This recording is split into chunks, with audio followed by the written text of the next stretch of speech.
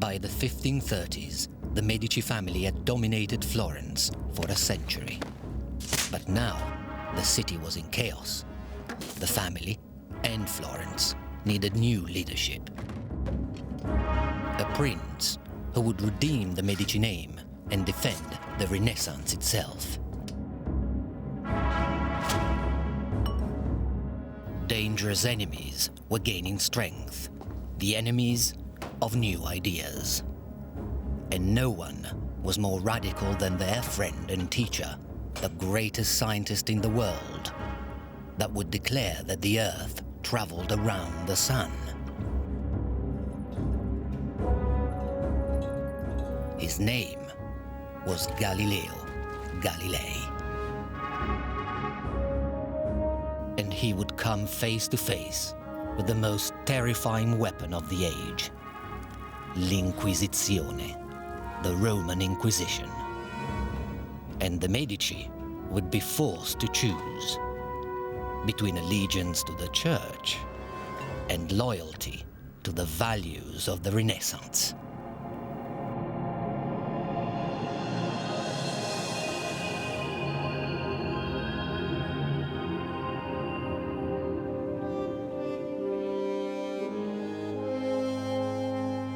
Florence, 1537. The Duke of Florence, Alessandro de' Medici, was the illegitimate son of a Medici pope.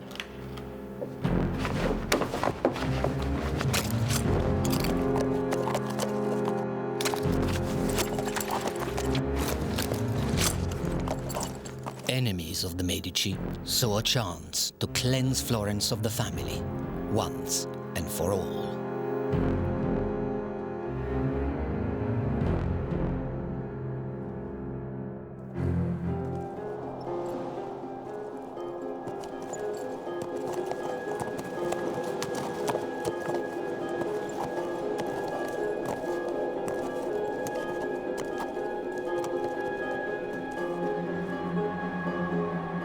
But allies of the Medici were desperate for a savior.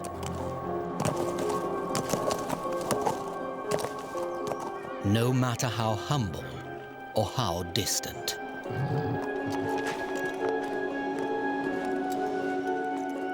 Cosimo de' Medici was only 17.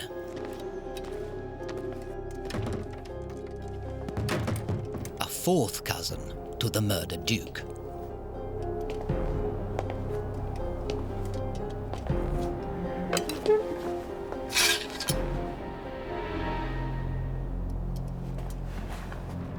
And he received his summons to Florence. He was not from the main bloodline of the Medici. His education was not the typical humanistic education of a prince, so he was lacking a lot of those characteristics which, in the eyes of the contemporaries, would make him someone weak enough to be manipulated.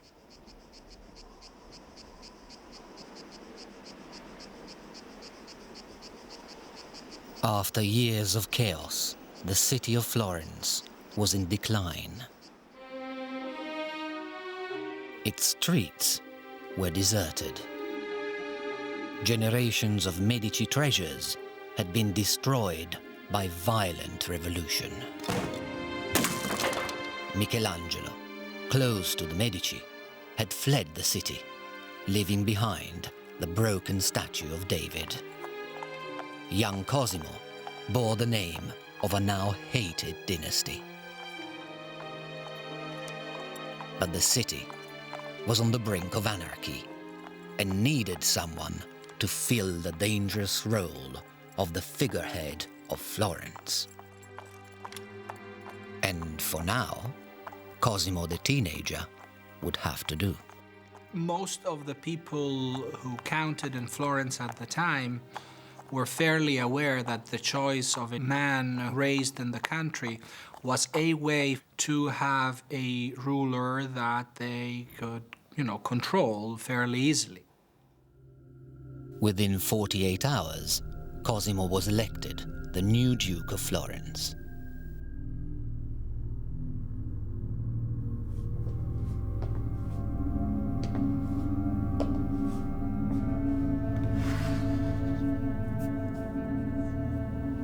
Cosimo I was an upstart. He had not been born to a noble family at all. He was from a minor branch of the Medici who got lucky in terms of political alliances and suddenly found himself sitting on the throne of this new duchy. And he was always very insecure because he knew that the rest of the European royalty looked at him as some kind of, who cares about this fellow? Who is he anyway? Alone and isolated, he was haunted by his sense of illegitimacy. With the constant threat of assassination, it seemed just a matter of time before his enemies caught up with Cosimo.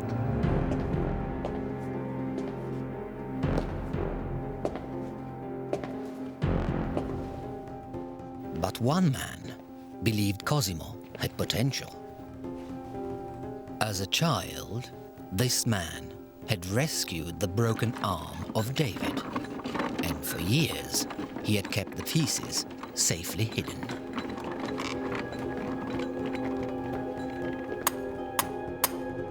He had studied under the great Michelangelo himself. This man's name was Giorgio Vasari. Vasari had waited patiently through the chaos to repair his master's sculpture. All he needed was a patron. And Vasari knew that Cosimo's survival depended on good publicity. He strikes this alliance with Vasari, who invents the culture of a dynasty that wanted to present itself as coming from the Greek gods. But clearly, they were selling cloth until, 20 years before. So they really started almost from scratch. The Medici always had patronized the arts, but with Cosimo I, the arts really become part of political PR.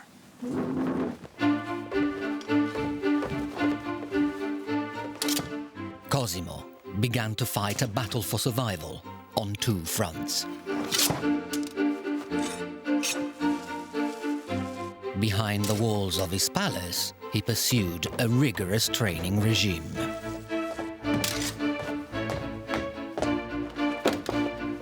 And, under Cosimo's personal instruction, Florence's neglected Renaissance found new life.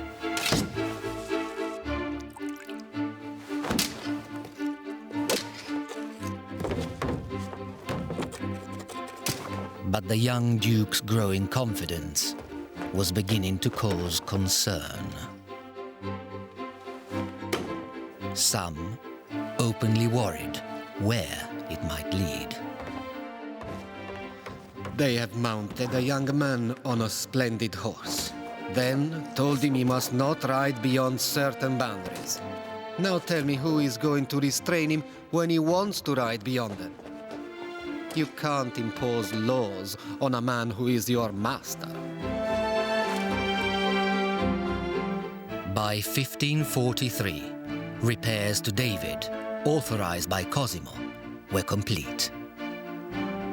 This great symbol of civic independence had risen from the ashes, but only on the orders of a Medici prince. Not for the first time, Michelangelo's art had been co-opted in the pursuit of power. Michelangelo was the greatest artist of the age, and his art was often used by others for political gain. At the Pope's command, over the altar of the Sistine Chapel, Michelangelo had created the finest fresco of his career, The Last Judgment. But his masterpiece was greeted with shock. Michelangelo had filled his fresco with nudes.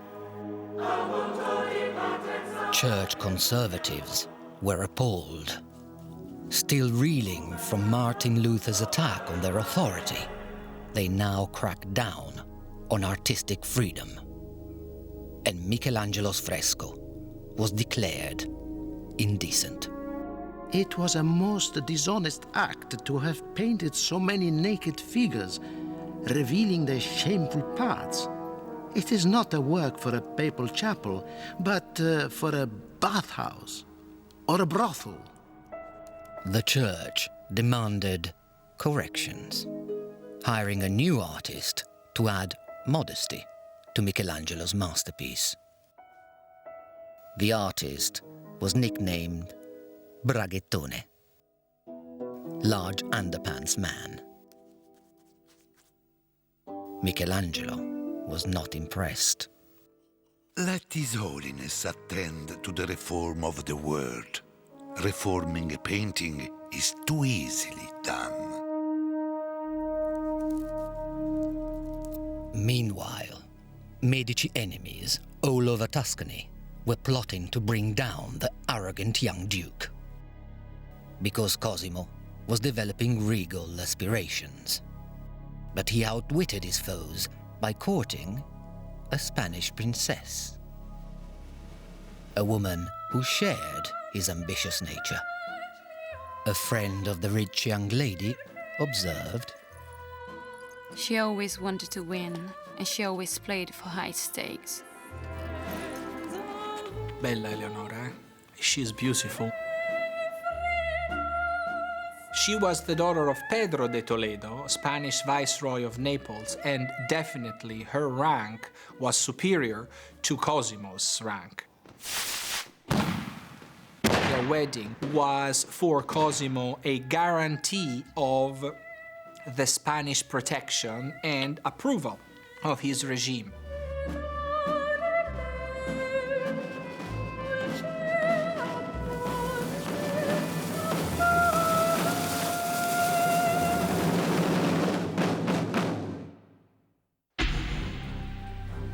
His bride brought Cosimo a handsome dowry, and more importantly, an army.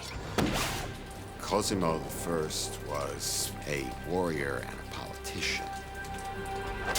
And like all members of the family, he was primarily ambitious to build up the reputation of the family and the wealth of the state. And he would do anything necessary for that. He's different from the earlier Medici because he realizes that power has to come from military strength. And of course, one of the great things that he does is he builds up a navy for the first time in Florence's history. And he gets the point that if the Medici are going to keep in power, they have to have a military force. And it's Cosimo who works it out. Cosimo planned to spread his duchy from the coastline to the hills. And he went for a knockout punch. In one decisive battle, the Republic of Siena fell. The rest of Tuscany followed in capitulation to the Medici. Cosimo wasn't slow to publicize his success. Across the walls of the old government building, he ordered monumental frescoes from Vasari. Vasari was a sculptor, Vasari was a painter, Vasari was an architect, but more than all of these three arts combined, he supervised everything that was produced in the arts in function of the Medici ideology. Vasari was coordinating more than just producing art at the time. And it is probably one of the first time in Western history in which we have a systematic form of propaganda, of a regime that is in need of legitimizing itself and producing a state ideology that is not existing. Cosimo carefully crafted his image, shaping and editing Vasari's creations. The group of counselors which you've placed around me is not in the least necessary, as I acted entirely alone. You can fill up their places with figures representing silence and other virtues. Vasari painted on an unprecedented scale. He supervised an army of workers filling the walls of the medieval palace with tales of courage and achievement. Soon, even the ceilings were bursting with heroic display. And Cosimo made sure that every generation of his family were given their place, turning the headquarters of the old republic into a temple to the Medici dynasty. It was fit for a king, if not for the new Duchess, Eleonora. When she arrived in Florence, she was quite disappointed because Naples was the largest city of Europe with roughly 300,000 inhabitants. Florence, compared to that, had probably less than 60,000 inhabitants, had been a republic, and she found, for instance, her side of the Palazzo Vecchio as being way too modest for her dignity. Contradicting all of the traditions of the time, she purchased with her private money Palazzo Pitti, claiming that she could not raise her children of royal blood in such a humble residence. Eleonora had bought a fortress for her family. It was a shrewd move, because the couple's regal ambitions had fueled the envy of their rivals. Now, those rivals wanted the Medici family dead. A network of secret police kept the suspicious Duke well informed. Cosimo was always capable of dealing with this risk in a prudent and clever way. We know that he was paying roughly 300 bodyguards regularly, so that is a good way to, cope with that. Such security measures impressed Cosimo's guests. When he goes through the city, his wife and children accompany him, but with a guard of Germans, a light cavalry, and at least 100 musketeers. The Duke's enemies were not easily deterred.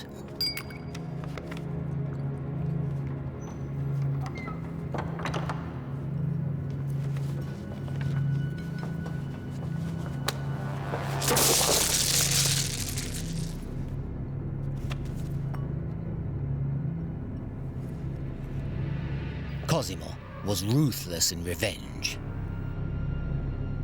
He had to protect the family, to whom he was deeply devoted. Since he became prince, there is no hint that he has had anything to do with anyone but the Duchess, his wife. He lives as an outstanding family man, eating always with his wife and children at a moderately plain table. Now, Cosimo went everywhere with knives down his boots and body armor underneath his clothes.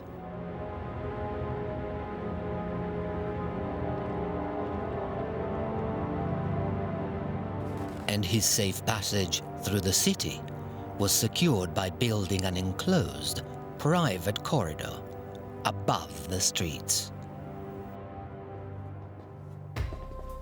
But Cosimo had a problem. He was master of a complex administration, managed by myriad offices scattered throughout the city. For a cautious man like Cosimo, this was far too risky. He remembers everyone by name, and if he sees a stranger, he wants to know who he is and what he does. For although he has memoranda concerning income, expenses, troops, he remembers it all. It was Cosimo's realization that you couldn't run the government without a permanent bureaucracy. And if he was going to organize the government in this systematic way, then they had to have a location. Such a location had to be safe, and naturally, it had to be grand. The new buildings were constructed along two sides of a street, with a corridor linking the two wings. They were known only by the Italian word for offices, uffizi. And the original purpose of that palace was to house the government administration of Florence, which was getting bigger at that point. The Medici realized that if they wanted to run a large modern state, they needed to have a systematic and very organized civil service government agencies. From this well-protected base, Cosimo secured his own preeminence in Tuscany. Once again, Vasari covered the ceilings with jubilant frescoes. Vasari's main trait was that he was a great impresario. I mean, he was a decent painter, but, he wasn't great. But he was a great manager. He lines up the painters, the sculptors, the architects, the masons. Finally, Cosimo felt secure. I am a ruler who accepts the authority of no one apart from God.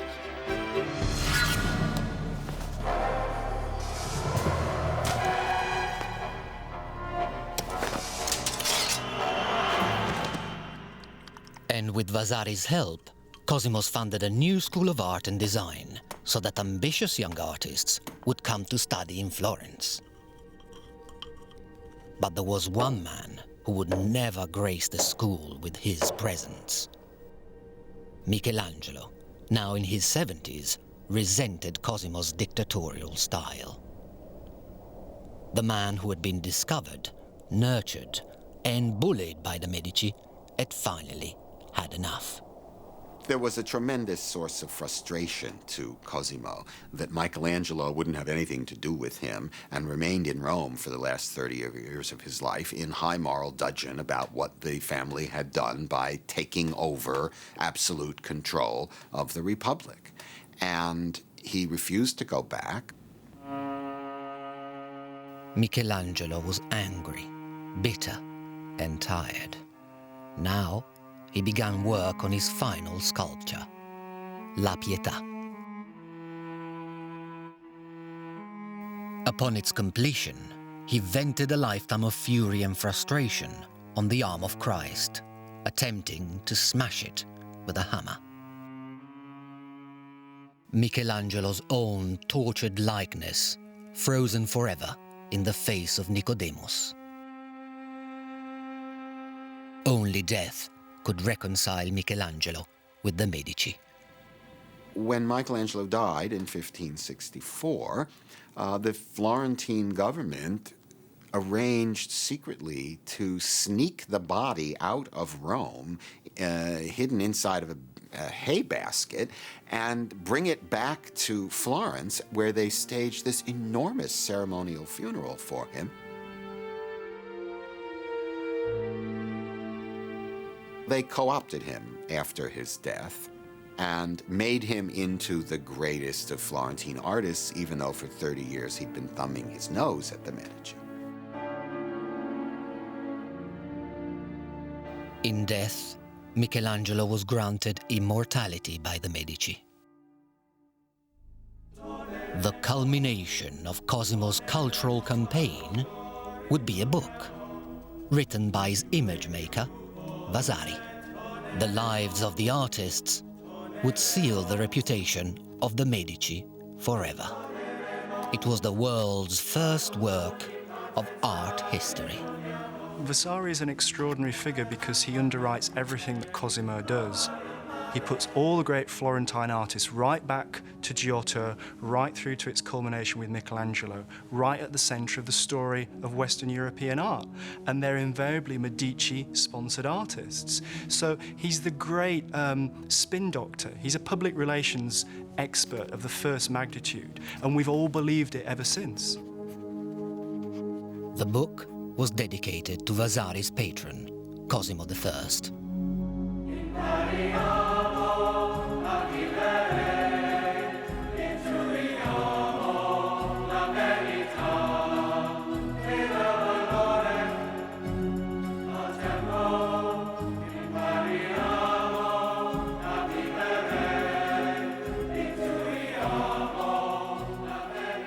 The author argued that the world had been dark for 1,000 years until the light of the artists had illuminated it once again. Vasari needed a word for this outstanding achievement. And what had, until now, been an ad hoc movement of artists, patrons, and protectors finally had a name. It was called the Rinascimento, the rebirth, the Renaissance.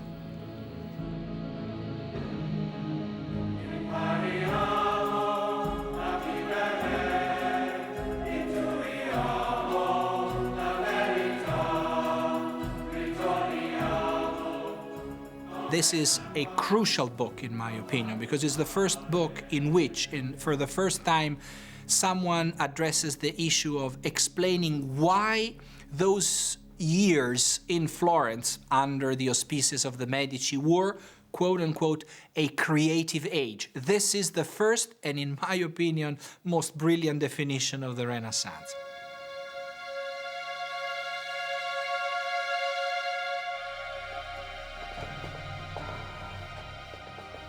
But the ideals of this Renaissance movement now offended the most powerful authority on earth, the Catholic Church. Humiliated by the Protestant revolt, the Church faced a growing clamor for individual freedom. Determined to impose their authority, they now created an agency of obedience, the Roman Inquisition. The Inquisition could be seriously frightening.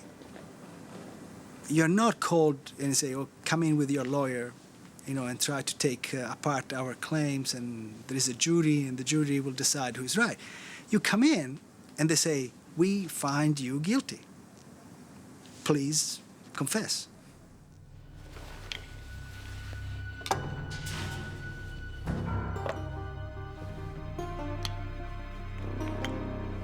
In 1559, l'Inquisizione arrived in Florence.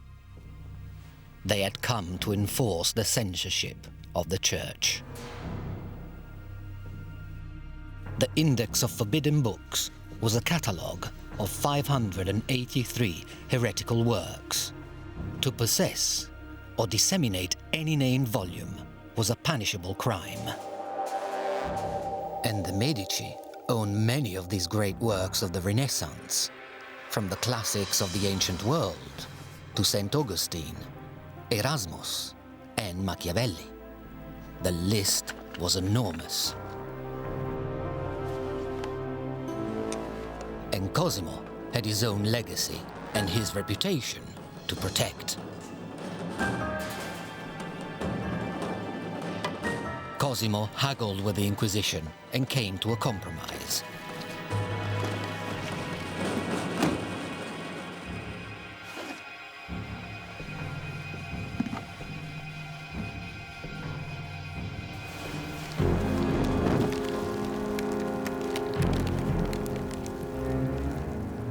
Cosimo organized a token public book burning. Because even a duke could not afford to alienate the Church. And Cosimo was desperate to be formally recognized by the most powerful organization on earth.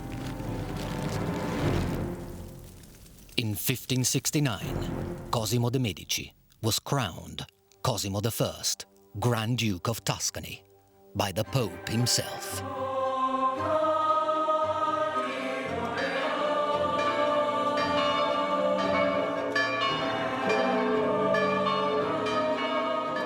The Medici had started as merchants and moneylenders.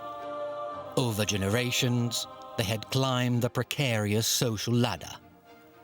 As popes, they had governed all of Christendom, but Cosimo had taken them to new heights, controlling Middle Italy from coast to coast. All of Tuscany stood in awe, including a young boy who would one day contribute greatly to the Medici legacy. He would become private tutor to the Medici heirs and the greatest scientist of the age, Galileo Galilei. The world of Cosimo's descendants was the perfect stage for Galileo. If you're an art buff, that's kind of all over. The juice has gone out of it by the time that the Medici dukes are installed, by and large, give or take. But the scientific revolution is just getting going. Through the eyes of Galileo, a fusion of artist and mathematician, wine became light held together by moisture.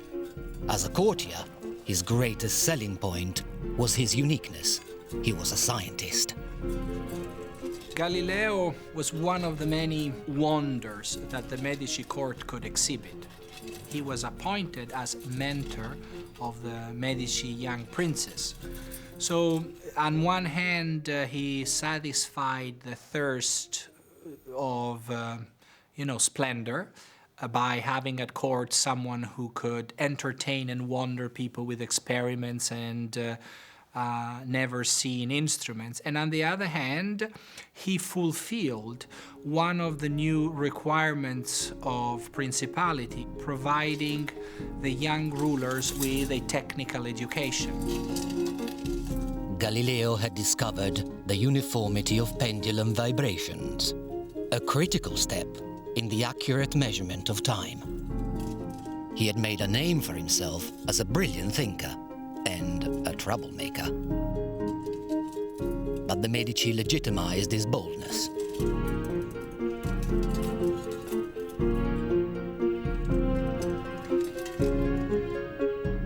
In 1610, they appointed Galileo royal professor of mathematics and philosophy, with a healthy salary of 1,000 scudi a year. There was a certain level of official investment in Galileo, and given the kind of claims he wanted to make, the university would have not been the right institution. So I do believe that he needed a court, and the Medici provided that. As Galileo's reputation spread through Italy and Europe, his Medici patrons granted him celebrity and protection. In return, Galileo ensured that his discoveries emerged first at the court of the Medici.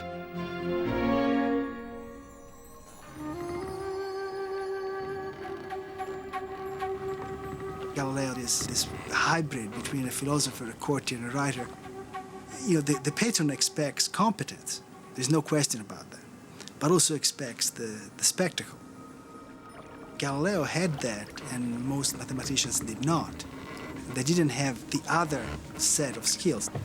How to turn a dry topic into something entertaining. School vacations became the seasons for experiments, as Galileo's Medici students learned through observation. People had always assumed that because it was solid, ice was much heavier than water. But not Galileo. Galileo managed to turn buoyancy, things floating in water or sinking in water, into a court spectacle. Now, that takes talent. Galileo asked whether two balls of different weights would fall at the same speed. Most people thought the question was absurd. Of course, the lighter one would fall more slowly. But Galileo was not convinced. By dropping two balls from the top of the Leaning Tower of Pisa, Galileo proved that all objects fall at the same rate of acceleration. The royal professor had prefigured Newton's theory of gravity by half a century. He was desperately trying to find simple arguments for complicated, for huge phenomena. That was always his angle. He was a master at trying to find these little vignettes that could encapsulate a very complex problem.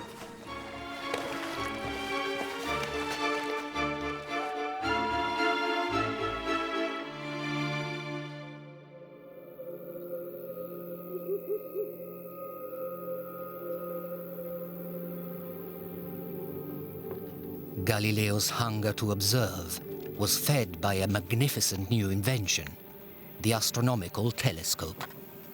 Most nights, Galileo would point the telescope toward the moon, and then you write down or you draw what you see every night. The way you build the case is by showing what you have seen over like 30 or 40 nights. But what Galileo observed went against everything people had been taught. The moon was not the pure white heavenly body of church doctrine. Galileo was amazed. It is like the face of the earth itself, which is marked here and there with chains of mountains and valleys. All of what people had been believing in regard to astronomy collapsed, because the idea that beyond the celestial vault you get into the world of perfection proved to be wrong. Otherwise there wouldn't be all of those imperfections on the moon. And through the eyes of the prince, the telescope adds to the court another element of originality and wonder. Galileo was the first man to discover that the sun had spots, to notice the unusual shape of Saturn, and to identify the Milky Way. And he was the first man to spot the moons of Jupiter. He named these mysterious objects after his patrons and protectors. He called them the Medici stars. Behold, 4 stars reserved for your illustrious name, which make their journeys with marvelous speed, like children of the same family. They were the most permanent monument that the Medici could hope for, because statues wear out, paintings fade, and the satellites of Jupiter do not fade. Nothing happens to them. They're there forever. I'm sure that watching the Medici stars was probably a family sport.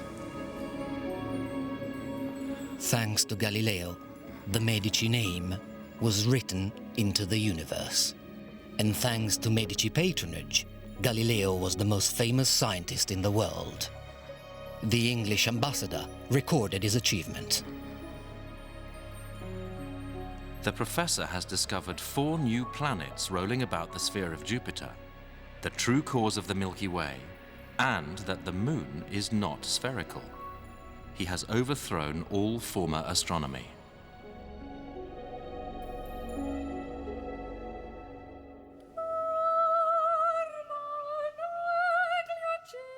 The Medici had dominated Florence for over 200 years.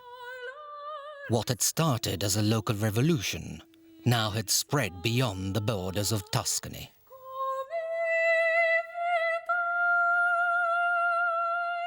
At the royal court of France, the world's first ballet had been presented to Queen Catherine de' Medici. In England, Shakespeare had thrilled massive audiences with extraordinary new plays. While in Italy, a radical new art form had been unveiled. Born in the house of the Medici, opera took the dramatic stories of classical heroes and set them to music. It had been performed by Galileo's own father. One by one, 3 generations of Medici dukes inherited a position of extraordinary power, and Galileo had taught them all. He had bestowed on them the gift of education, a rare gift they would never forget. I think that probably Galileo was more important to the Medici as time went on. For somebody like Ferdinand II, Galileo was an important image maker. The Medici were lucky.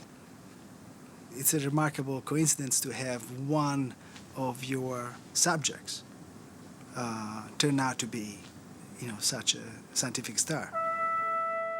But there was still a force in the world more powerful than the benevolent wisdom of an individual thinker. The force of religious conformity.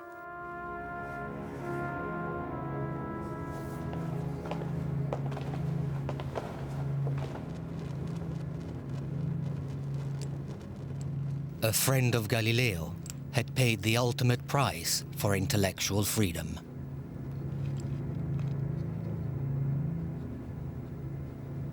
Giordano Bruno was a Dominican friar. He had devoted his life to the service of God, but he was also a scientist.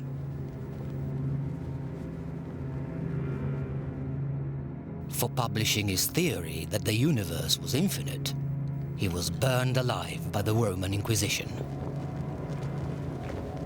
In exceptional cases, the Inquisition showed mercy. They placed a bag of gunpowder around the victim's neck.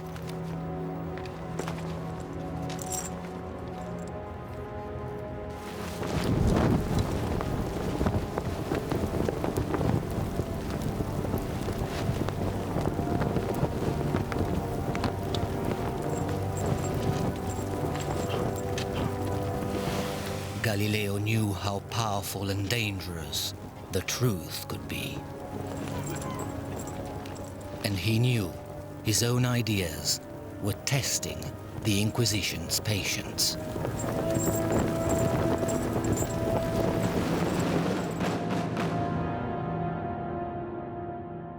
For over 1,000 years, the Church had taught that the Sun and all the planets revolved around the Earth.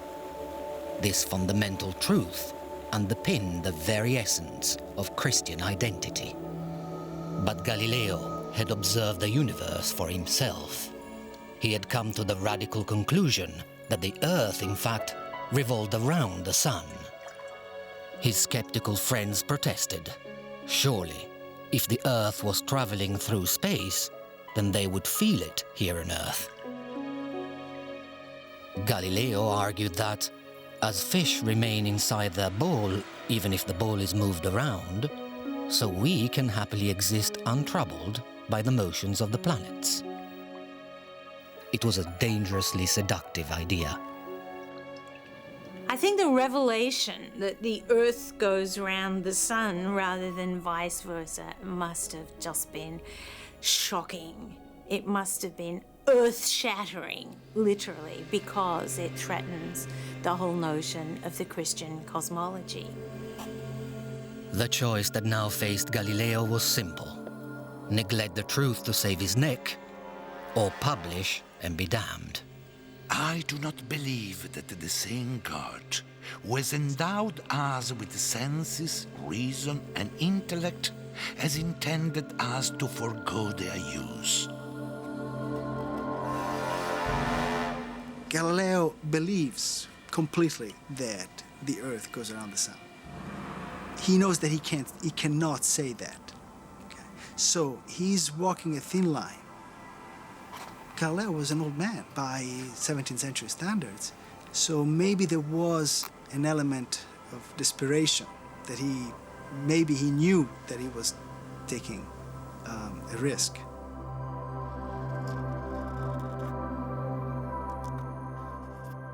Galileo prepared a subtle argument in the form of a conversation between three friends. They just happened to be discussing the structure of the universe. He says, I'm not publishing a treatise. This is a philosophical comedy. These are fictional characters, everything is fictional, right? So you cannot hold me accountable for what fictional characters say. Galileo submitted his text to the church in Florence so that it could be checked for signs of heresy. The church insisted on changes. Galileo agreed. And in 1632, Galileo's pioneering masterpiece was published. Under normal circumstances, normal being friendly, he would have got away with it. In a more hostile environment, people would simply say, we do not care that Galileo has used the literary genre of a dialogue between fictional or dead people. He has said this, and we are going to hold him accountable. Galileo called his book The Dialogue of the Two World Systems and dedicated it to his student and patron, the Grand Duke of Tuscany. whose liberal munificence is the means by which it finally reaches publication.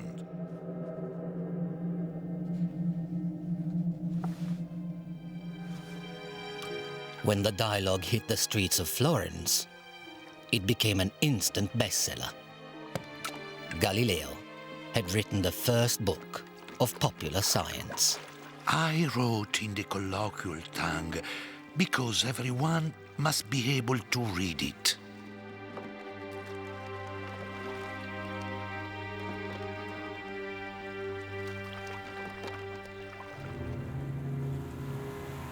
But when the dialogue reached the headquarters of the church in Rome, the Pope was furious.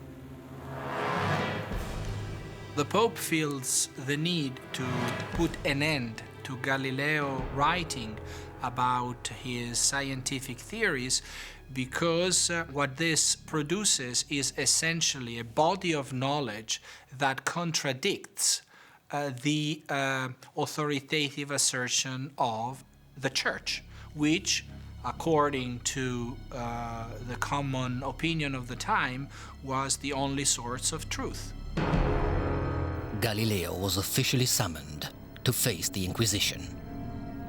Now more than ever, he needed the protection of the Medici. The Grand Duke tried to prevent his mentor being hauled to Rome. But the Pope was in no mood for discussion.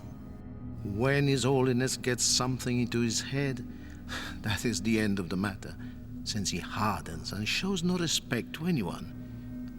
This is really going to be a troublesome affair. If you are accused by the Inquisition and you manage to stay away from Rome and negotiate things remotely, it's one thing. If they get you to Rome, you're a gunner.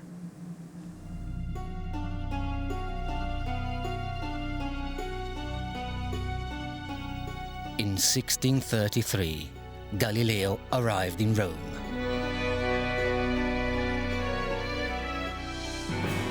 The Inquisition had their man at last. It's really a misnomer to say that Galileo's trial was a trial. It was a trial in the 17th century in the sense of the term, but it definitely was not a trial the way, we mean it. Not only there is no jury, but the suspect has very little access to the case that is being built. In Galileo's case, the machinery had been going on without him knowing for a long time. They already had a file on him. It's amazing. I mean, it's actually scary. If you read the manuscript, the documents, you see that the machine starts, is set into motion, and it's not clear how it can be stopped. Ordered to dress in the white robes of a penitent, Galileo had been shown the instruments of persuasion. The Inquisition reliance on torture is not seen as part of the punishment. It is seen as a practice to get to the truth. The belief is that the suspect has seen things, has done things, and he or she does not want to admit that. And so torture comes in. They really squeeze the truth out of you. Back in Tuscany, the Medici Grand Duke faced a terrible choice. For over 200 years, his family had nurtured generations of radical thinkers. They were far more than financial backers. The Medici had prided themselves on intimate involvement with the creative process. As a family, they had recognized great ideas as well as public relations opportunities. But now, they were a royal dynasty, anxious to retain control of their territory. And they depended for survival on the benevolence of an even greater power, the papacy.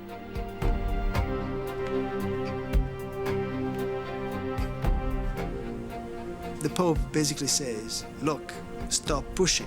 He says, tell the Grand Duke that he's not going to come out looking good, or he's not going to come out well from this. That his support for Galileo is not going to help him. It's really a threat.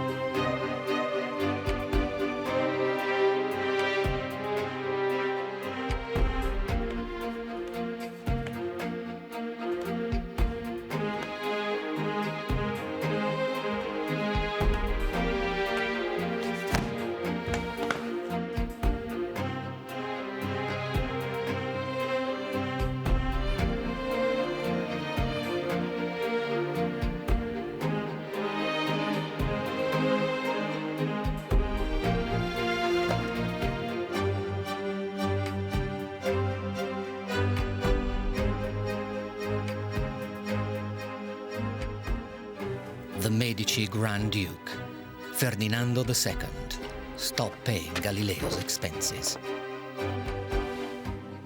On the 22nd of June, 1633, on his knees in the belly of the Vatican, Galileo denied what he knew to be true.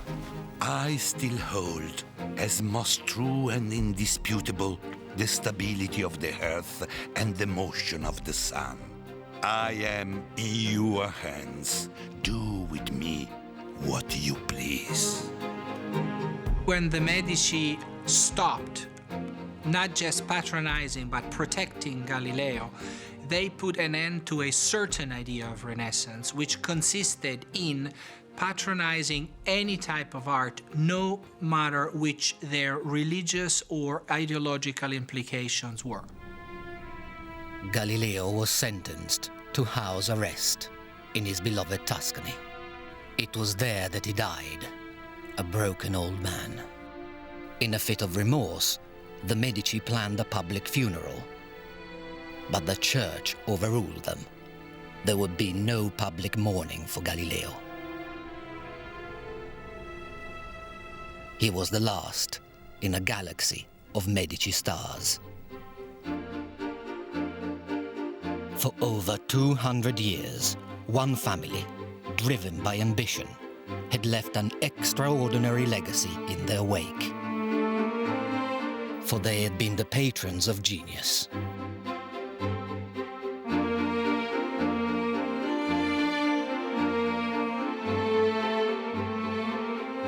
Renaissance men who had changed the Western world.